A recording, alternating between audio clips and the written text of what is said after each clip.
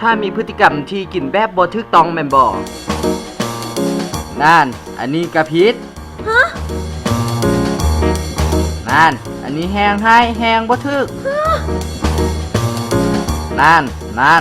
วางเลยวางเดี๋ยวนี้แล้วที่ให้กินหยังนี่เอานี้ไปว้าวไข่แพนแซ่บเด้อ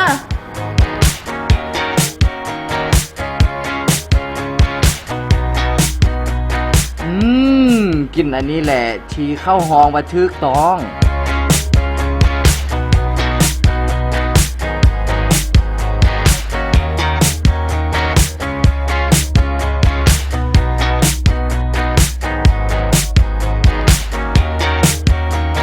ไข่แพนแซบเดอร์มี2รูปแบบที่สำเร็จรูปและแบบที่ยังบ่ทันสำเร็จรูปซึ่งทานสามารถนำไปปรุงแต่งเองที่บ้านได้ไข่แพนแซบเดอร์แซบทุกคำแซบทุกเวลาสดใหม่จากธรรมชาติลองไหม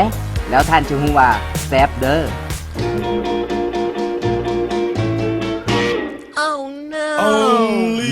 เห็นบ่